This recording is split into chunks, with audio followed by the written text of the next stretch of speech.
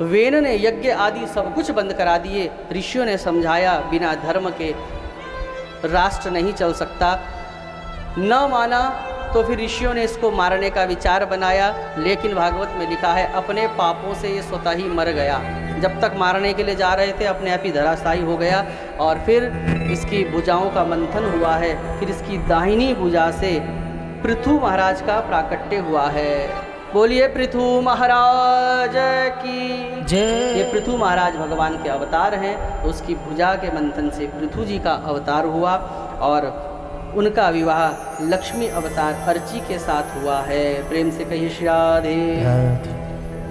और जो ये राजा वेन था ना, दुष्ट राजा, इसके कारण पृथ्वी ने अपने रत्नों को छुपा लिया था। रत्नों को छुपा लिया था मतलब वेन के शासन काल में न तो यज्ञ हुए, न जप हुए, न तप हुए, कुछ भी नहीं हुआ। तो प्रकृति ने बीज तो बोते हैं लेकिन अंकुर नहीं उगता, क्योंकि पृथ्वी को भी उसका अधिकार चाहिए यज्ञ के रूप में। जो अन्न हम लोग पृथ्वी से लेते हैं, प्राप्त करते हैं, तो पृथ्वी को उसके बदले सिर्फ एक चीज़ चाहिए होती है, यज्ञ। इसलिए भगवान श्री कृष्ण गीता में कहते हैं अन्नाद भवन्ति भूतानि पर्जन्यादन्न संभवः यज्ञाद भवति पर्जन्यो यज्ञ कर्म समुद्भवः। अन्न से प्राणियों की रक्षा होती है। किससे होती है प्राणियों की रक्षा? हमारी रक्षा किससे होती है? हमारे प्राण कहाँ रहते हैं? अन्न में रहते हैं। अगर अन्न ना मिले तो हमारा प्राणांत हो जाए। तो अन्नाद भवन्ति भूतानि, तो प्राणियों की रक्षा अन्न से होती है। लेकिन वो अन्न आता कहाँ से है? वो अन्न होता है पर्जन्य, अर्थात वर्षा से। किससे? वर्षा से। तो बोले वर्षा कहाँ से होती है? ये भी तो पूरा विज्ञान है, भगवान श्री कृष्ण बता रहे हैं। बोले हमारी रक्षा होती है अन्न से। बोले अन्न कहाँ से आता है? बोले अन्न आता है वर्षा से, क्योंकि बीज धरती में बो दिया लेकिन वर्षा ना पड़ी तो हम बचे हैं अन्न से। अन्न होता है वर्षा से। अर्जुन ने पूछा और वर्षा किससे होती है प्रभु? तब भगवान कहते हैं यज्ञाद भवति पर्जन्यः। सूत्र गांठ बांध लो, यज्ञाद भवति पर्जन्यः। कि यज्ञाद भवति पर्जन्यः, यज्ञाद भवति पर्जन्यः, यज्ञ कर्म समुद्भवः। अन्नाद भवन्ति भूतानि पर्जन्यादन्न संभवः। और यज्ञाद भवति पर्जन्यः, वर्षा होती है यज्ञ करने से। गूगल में सर्च करके देख लेना, 10 तोला जब देसी घी, शुद्ध देसी घी, 10 तोला शुद्ध देसी घी जब आम की समिधा के संपर्क में आता है, कांटेक्ट में आता है, तो वो 100 टन ऑक्सीजन बनाता है। तो कहने का तात्पर्य, तो वेन ने तो सब यज्ञ न दातव्यम न होतव्यम, न कोई हवन करेगा मेरे राज्य में, न कोई दान देगा। तो इसलिए जब ये मर के चले गए तो पृथ्वी ने अपने रत्नों को छुपा लिया। पृथु महाराज जब प्रकट हुए भगवान के अवतार, पृथु जी ने जब सत्ता संभाली तो देखा कि अन्न बोते हैं लेकिन अंकुर फूटता ही नहीं। पृथ्वी से प्रार्थना करी, पृथ्वी ने न सुनी, तो इतना क्रोध आया पृथु जी महाराज को, बस बहुत क्रोध आने लगा। और जब क्रोधित हुए हैं तब पृथ्वी देवी प्रकट हुई है।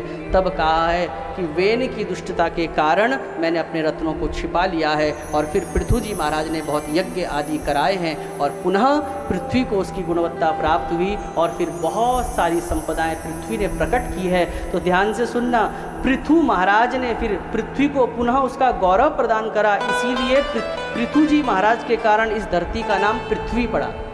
किसके कारण पड़ा? पृथ्वी। और वो हमको धारण करती है, इसलिए इसका नाम एक धरणी भी है, इसका एक नाम वसुंधरा भी है। और नारायण की पत्नी होने के कारण इसी पृथ्वी देवी का नाम विष्णु पत्नी नमस्तुभ्यं पादस्पर्शम क्षमस्व में, विष्णु पत्नी भी इसको कहते हैं। और इन पृथु जी महाराज को सनकादियों ने बड़ा सुंदर दिव्य ज्ञान दिया और उस ज्ञान के फलस्वरूप साक्षात नारायण प्रकट हुए। नारायण ने पृथु जी महाराज को कहा कि वरदान मांगो, बड़ा प्रसन्न है। क्या चाहिए वरदान? तो क्या अद्भुत चीज मांगी पृथु जी महाराज ने, क्या कहा कि विधत्स्व कर्णायुतमेष मे वरः, विधत्स्व कर्णायुतमेष अवश्यमेव रह।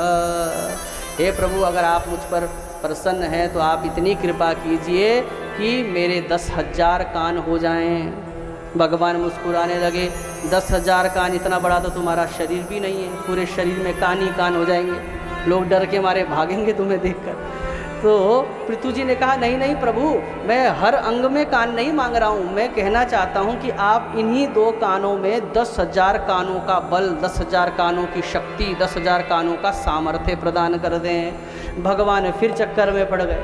भगवान ने कहा, लोग मांगते हैं धन संपत्ति, सुख संपत्ति, घर आवे, कष्ट मिटे तन का, और तुम मांग रहे हो कान वरदान में। ये तो बताओ पृथु, इन कानों का तुम करोगे क्या, क्यों मांग रहे हो?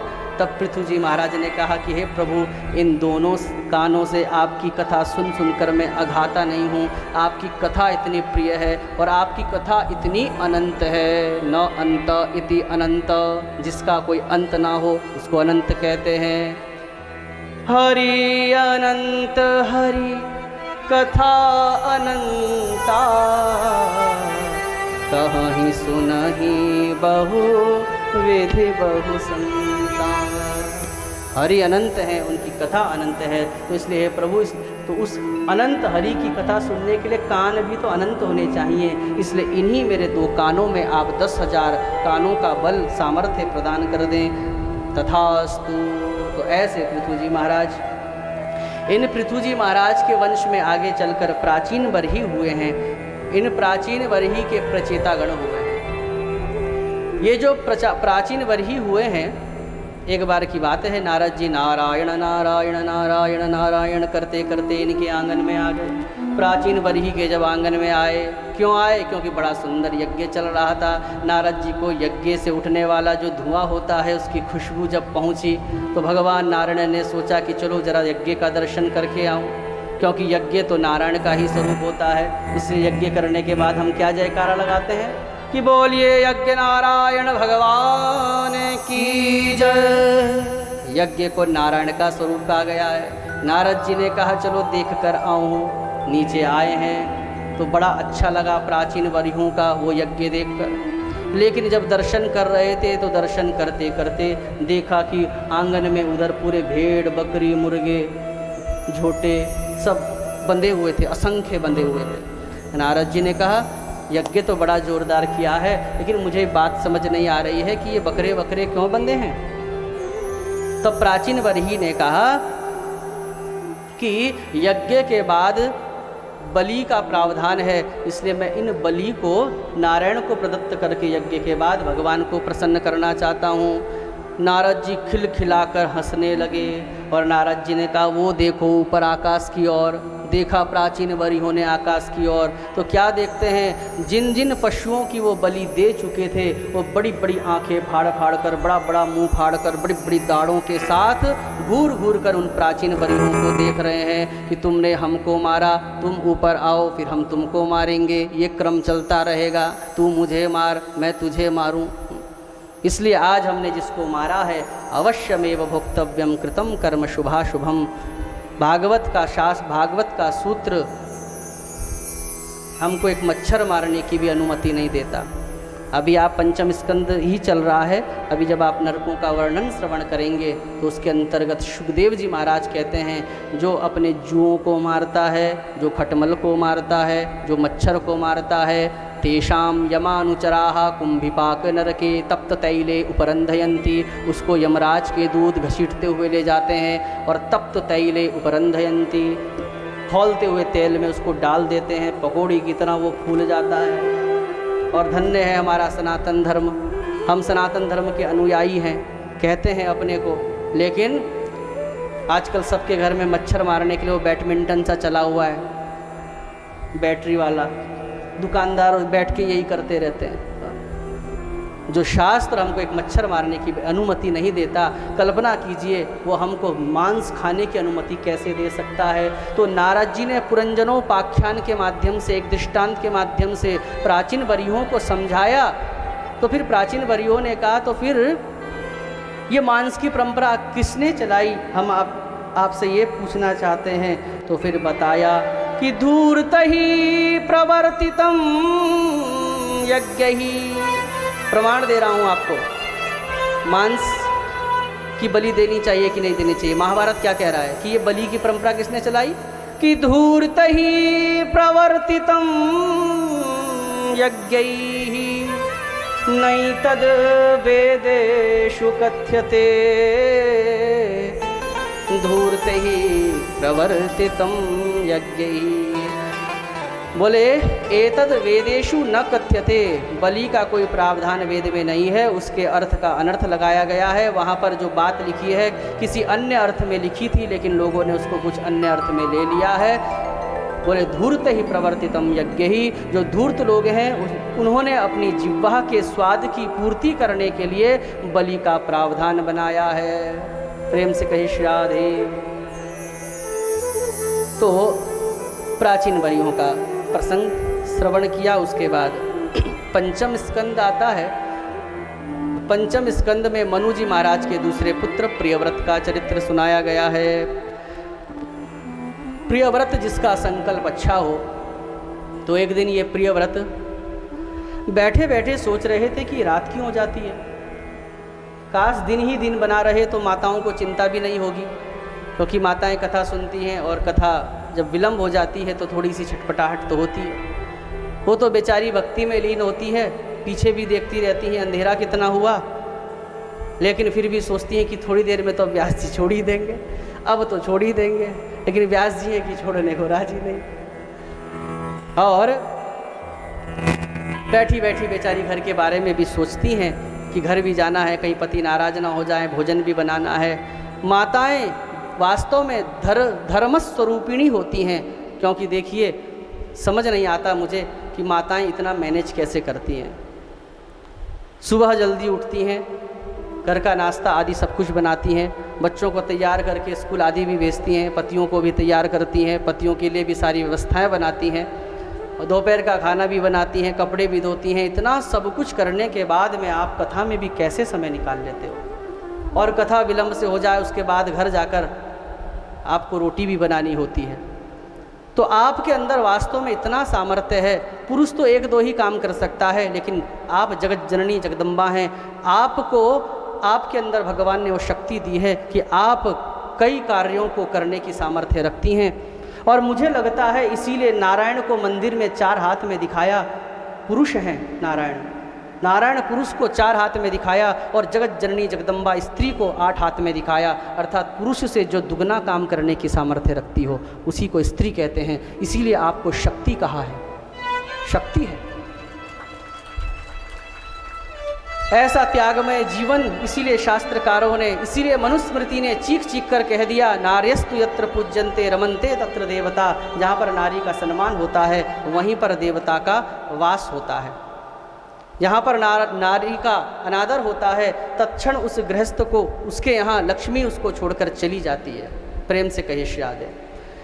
नारी अलंकार प्रिय होती है, वो अलंकृत होना भी जानती है, और वो घर को अलंकृत करना भी जानती है, घर को सुसज्जित करना भी जानती है।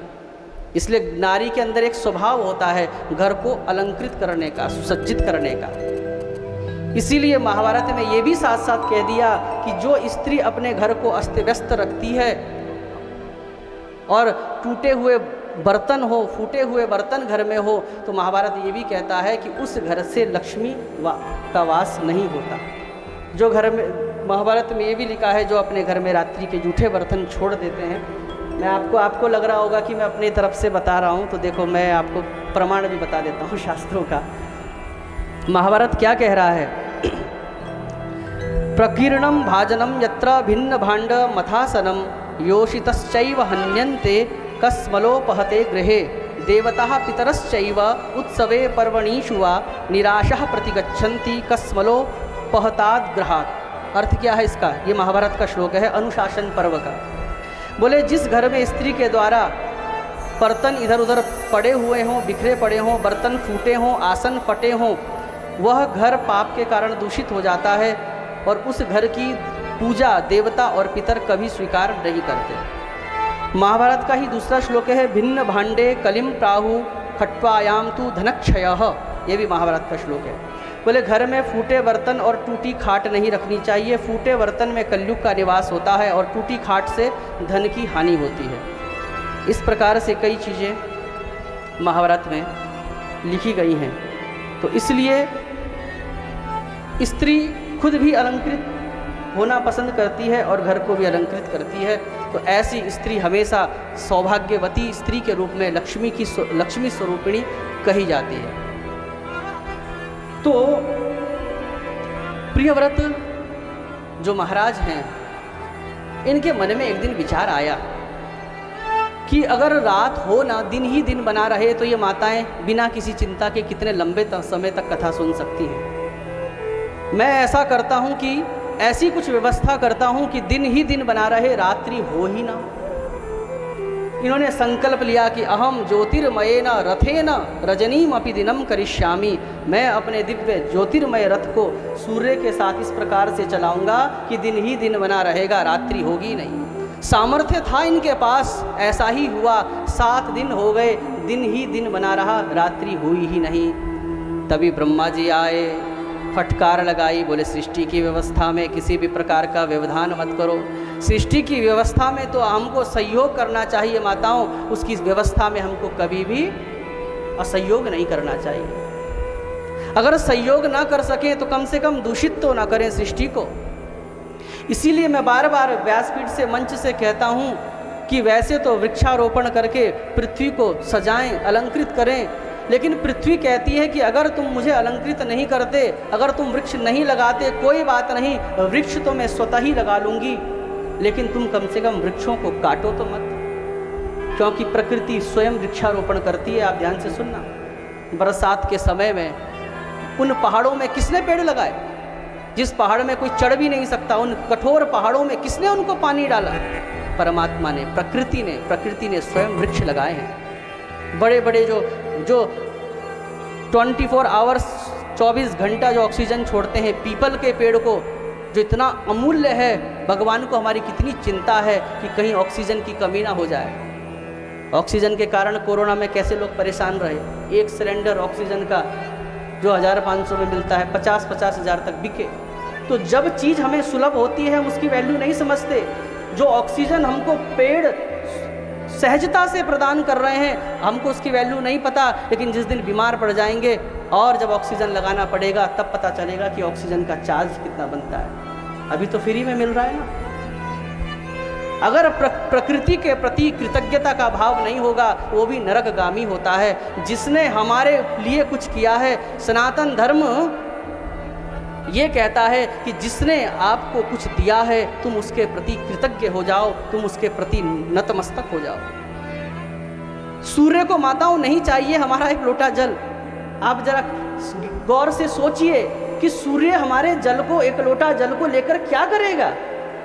क्योंकि धन तो उसको चाहिए होता है जिसके पास धन ना हो, जल तो उसको चाहिए होता है जिसके पास जल ना हो। लेकिन सूर्य की जो रश्मियाँ हैं, सूर्य की जो किरणें हैं, उसके अंदर ऐसा सामर्थ्य है कि अरे समुद्र का तो छोड़ो, नदियों का तो छोड़ो, अगर कोई मूत्र आदि भी करके चला जाए ना, तो सूर्य की रश्मियों में इतनी पावर, ऐसी ऊर्जा होती है कि वो उसको फिल्टर करके उसको स्वीकार कर लेता है, संग्रह कर लेता है, और फिर हमको ही शुद्ध रूप में हमारे ऊपर ही वर्षा के रूप में बरसा देता है। तो जिसकी किरणों में इतना सामर्थ्य हो जल को संचित करने की, हमारे एक लोटे जल से उसका क्या हो सकता है? लेकिन फिर भी परंपरा बनाई है। क्यों बनाई है?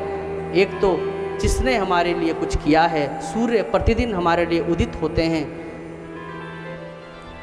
इसीलिए शास्त्रकारों ने, उपनिषदों ने कहा, ऋतुओं की निंदा मत करो। गर्मी जब आती है तो बार बार ये मत दोहराओ। मैं नहीं कह रहा हूँ, ये उपनिषद कह रहे हैं। ऋतून न निंदेत, ऋतुओं की निंदा नहीं करनी चाहिए। बार बार रिपीट मत करो कि बहुत गर्मी हो रही है, बहुत गर्मी हो रही है। अथवा जब सर्दी बहुत अधिक हो जाए तो बार बार रिपीट मत करो कि बहुत सर्दी हो रही है। कई लोग कहते हैं ना, छी कितनी गर्मी हो रही है, छी कितनी सर्दी, छी शब्द भी लगा लेते हैं, छी कितनी सर्दी हो रही है, छी कितनी बारिश हो रही है। गर्मी होती है तो कहते हो बारिश आ जाए, बारिश 2 दिन ज़्यादा आ गई हो तो कहते हो छी कितनी बारिश हो रही है। गर्मी में कहते हो सर्दी आ जाए, और जब सर्दी आती है तो छी कितनी सर्दी हो रही है। मनुष्य गणना करता है अपने स्वार्थ के अनुसार। गर्मी में जो सूर्य को ये गाली देता है, वही सूर्य अगर दिसंबर के महीने 2 दिन न निकले तो माताएं परेशान हो जाती हैं कि ओहो सारे के सारे कपड़े वॉशिंग मशीन में पड़े हैं, छी 3 दिन से सूर्य नहीं निकला, कपड़े सुखाने थे। तो जिस सूर्य को आप मई जून में गाली देते हो, फिर वही सूर्य जब सर्दी में नहीं निकलता तो फिर कहते हो कि क्यों नहीं निकला। इसका मतलब हमारे से बढ़कर स्वार्थी कोई दूसरा नहीं है। तो इसलिए ऋतुओं को निंदा करना उपनिषदों ने मना किया है। ऋतुन्न निंदेत तपंतम सूर्यम न निंदेत, तपते हुए सूर्य की निंदा न करो। समझ आया? तपंतम सूर्यम न निंदेत। सृष्टि का कोई भी चीज सृष्टि की बुरी नहीं है। ब्रह्मा जी समझा रहे हैं। यहाँ तक कि काम क्रोध लोभ मोह ये भी बुरे नहीं हैं। यदि वही काम यदि अच्छी संतानें उत्पन्न करता है तो वो काम भी बुरा नहीं है। यदि भगवान को साक्षी मानकर संयमित जीवन जीकर अगर संतानोत्पत्ति की जाती है तो वो काम बुरा नहीं है। यदि माता के एक क्रोध से बच्चा सही मार्ग में चलने के लिए प्रवृत्त होता है तो क्रोध भी बुरा नहीं है। माँ यशोदा ने भी कन्हैया के कान पकड़ लिए थे कि कहीं बिगड़ ना जाए। क्रोध भी कहाँ बुरा है। लोभ भी बुरा नहीं है यदि वो भगवान के भजन का किया जाए। कुछ भी बुरा नहीं है सृष्टि का। और मुझे तो उस दिन हंसी आई क्योंकि हम तो ये दृष्टांत या ये उदाहरण लोगों में बैठते हैं तो ग्रहण कर करके भर भर के लाते हैं, आपको सुना देते हैं।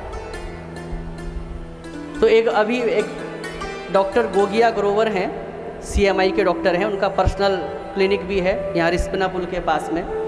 तो किसी सगे संबंधियों को मैं लेकर गया था कान साफ कराने के लिए। ध्यान से सुनिएगा, कान साफ कराने के लिए ले गया तो अब उन डॉक्टर साहब से मित्रता भी है तो मैंने कहा ज़रा कैमरे में भी दिखा दो हमको। वो कान साफ कर रहे हैं, कैमरे में भी पूरा दिखाई दे रहा है। तो हमने कहा देखेंगे कान के अंदर कैसा कैसा होता है। तो इधर से वो मैल निकाल रहे थे, उधर से स्क्रीन में दिखाई दे रहा था, मैंने सब देखा। तो निकालते निकालते उन्होंने इतना मोटा गोला निकाला कबाड़े का कान से और उसके बाद सफाई करी, लेकिन फिर भी काफ़ी हद तक उन्होंने उसको छोड़ दिया। मैंने कहा डॉक्टर साहब पूरा साफ करो तब। और ENT स्पेशलिस्ट है, CMI का डॉक्टर, ऑपरेशन के डॉक्टर हैं। तो उन्होंने जानते क्या कहा कि बोले नहीं पंडित जी हम पूरा नहीं निकाल सकते क्योंकि कुछ वैक्स कहते हैं मैल को, बोले कुछ वैक्स अनिवार्य होती है, वो रहनी चाहिए कान में क्योंकि वो धूल आदि के कण को फिर अंदर प्रविष्ट नहीं होने देती, वहीं चिपका लेती है। तो उस दिन मैं सोचने लगा कि राम राम, बताइए एक मैल भी हमारे काम का है।